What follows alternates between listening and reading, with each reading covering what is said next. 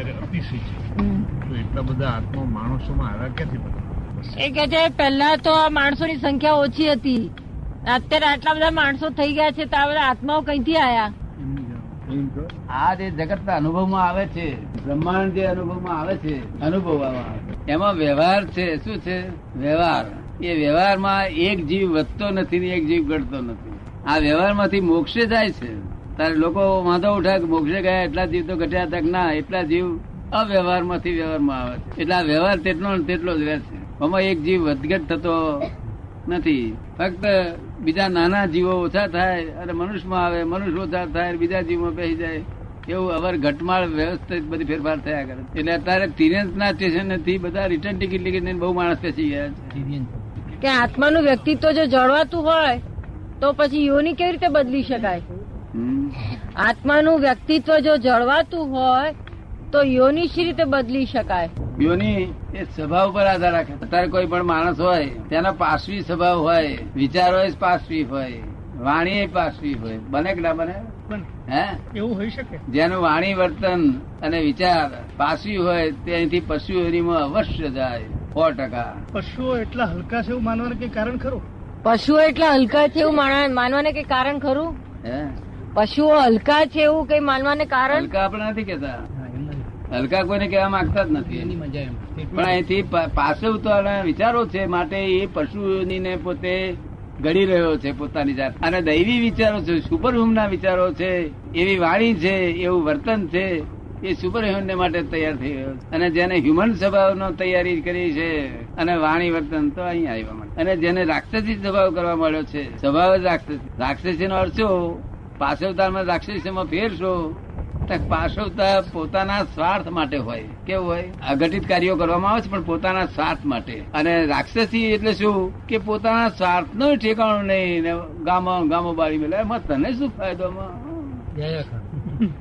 આપણે સમજ પડ્યું? સમજ પડી? તમારા તમને ફાયદો નહીં, એને અનર્થ કહેલું છે. શું કહ્યું છે? અનર્થ. તારો અર્થ નથી. શા માટે? તું આ રાજાઓ છે તે પેલા શિકાર કરવા જતા હતા, શિકાર કરવા તે શિકાર કરે, મારી નાખીને પાછા આવે. શું કરે? તારે ન્યાયાધીશ પૂછે છે કે આ રાજાને શી દશા થશે? તા કે છે એને અનર્થ હિંસા કરી. શું કે છે? અનર્થ મારીને પોતાના શોખ ની ખાતર પેલા વાઘને માર્યો કે છે. અને પછી એમાંથી એને મોજ કશું ખાધું નથી, ચામડી લેવા રહ્યો નથી. તા કે આ બીજા માણસે આ જાનવર માર્યું તે શેના માટે માર્યું? કે એને ઘરના બૈરા છોકરાને ખવડાવવા માટે માર્યું છે. જો કે છે એ તો અર્થ વાળું હતું કે છે, એના પોતાનો અર્થ સમયેલો છે. જો માટે એ જાનવર ગતિના જશે અને આ નર્ક ગતિ વધશે શોખ ની માટે. આધુનિક જીવનમાં ખેંચી એમ કહો, આધુનિક જીવનમાં શોખ ને મિનિંગફુલ અર્થપૂર્ણ કહેવામાં આવે છે. એના વિશે દાદા શું કે?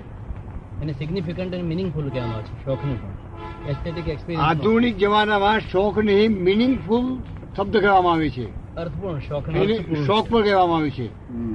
અર્થપૂર્ણ શોખ ને કહેવામાં અર્થપૂર્ણ શોખ કહેવામાં આવે છે. શોખ ને પોતાને પણ અર્થપૂર્ણ નથી એમ. આ જે શોખ છે, આધુનિક લોકો આધુનિક ભાષામાં શોખ ને પણ મિનિંગ અર્થપૂર્ણ કહેવામાં આવે છે. શોખ એવો નિરર્થક નથી એમ કહેવામાં આવે. હા, એ તો અર્થપૂર્ણ કે એમની ભાષામાં છે. એમની ભાષામાં, ભગવાનની ભાષામાં અનર્થ કરે છે. શું કે છે? રિલેટિવમાં તો શોખ વાળા તેમની ભાષા બધી ગોઠવી દે પાછા. પણ તે હેતુપૂર્વક નો એમનો શોખ છે એમ કહેવા માંગે છે. તે પેલું જાનવર ને કશું લેવા દેવા, જાનવર મરે છે એને કશું લેવા દે. અને આત્મા જાણે છે કે આ શોખ ની ખાતર જ મને આન માર્યો છે. અને એ રીતે કે છે કે સિંહ બીજા બધા પ્રાણીઓને ન મારી નાખે એટલે અમે એકલા સિંહ જ પૂરો કરીએ. બહુ મારી નાખે એના કરતા એટલે અહિંસા તરફ. એટલે માણસ કહે છે કે સિંહ અમે એટલા માટે મારીએ છીએ કે સિંહ બીજા જીવોને ન મારે. અનેક જીવોને મારી નાખે છે. અનેક જીવોને મારે છે. એવું નહીં, એ સિંહ ને એટલા માટે મારે છે કે સિંહ બીજા બધા અનેક જીવોને મારે છે, તો અમે એકને જ મારીએ છીએ એટલે બીજા બધાને હિંસા કરતા નથી. હેતુ હોય ક્વોન્ટિટેટિવલી તો આખો છે આખો ગુનો નહીં લાગુ થાય. એટલો હેતુ સારો હશે, એટલો ભાવના સારી હશે તો આખો ગુનો નહીં લાગે. પણ કેવળ શોખ ની જ ખાતર મારશે. શોખ કે હું કેવું સરસ તાકું છું. અરે માં તાકવું હોય તો એક કાગળનો ભાગ કરીને મારીને તાક ને. અહીં કાગળનો ભાગ માં કરીને તાકીએ તો શું હતો? પણ ના, માણસની સાહસની શક્તિ ખીલે કે નહીં?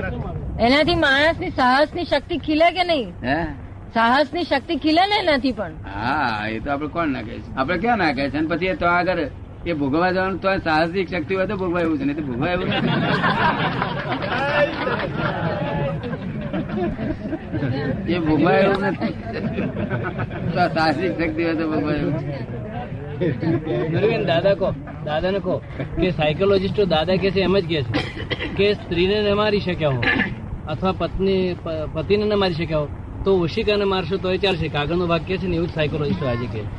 આજના સાયકોલોજીસ્ટ શું કે છે કે સ્ત્રીને ના મારી શક્યા હો અથવા તો પતિને ના મારી શક્યા હોય બોસને ન મારી કે શક્યા. બોસને ના મારી શક્યા હો તો આ ઓશિકાને મારજો એટલે કાગળના વાઘની જેમ તમારી કથન મળતું આવે છે એમ. સ્ત્રીને મારી શક્યા ન હતો, બોસને કોઈને પણ કોઈને મારી ના શકો, બૈરીને ના મારો કે ધણીને ના મારી શકે બૈરી કે બોસને ના મારી શકે તો કે આ ઓશિકાને મારી લેજે એમ, કયો ઓળખીતો? તકિયાને મારી લેજે એમ, તમે જેમ કાગળના વાઘને મારો છો ને હા. કાગળના વાઘની જેમ સબસ્ટિટ્યુટ એ જે મારવાની વૃત્તિ છે ને એને એમાં ઉપયોગ. જે લાગણી છે એ તો- પેલી એ તો બધી ગોઠવણી છે, ગોઠવણી ખુલ્લી છે. કરવા માટે એ તો ગોઠવણી છે સાયકોલોજીસ્ટો આપણે જસ્ટ ટુ જેવું જ છે. Resolve it. કે ભાઈ રીહ કરું તો આ તકિયા જોડે કરીને આની જોડે શું કરે ભાઈ? જો એ દાવો તો નહીં મળે અગર બીજ જોડે કરી ના. આપડે આમ કહેવાય છે ને જો હા. બીજ જોડે માથું થાય ને તને રીહ બજડી બીજ જોડે ના માથું ચાલતું થાય હોય ત્યારે જ એવું કરવાનું. હે? ઘરમાં ચાલતું ન હોય ત્યારે જ ઓછેગાને મારવાનું, બાકી નહીં. જુઓ, બરાબર. આ એમનો અંગત શોખ છે. અર્થપૂર્ણ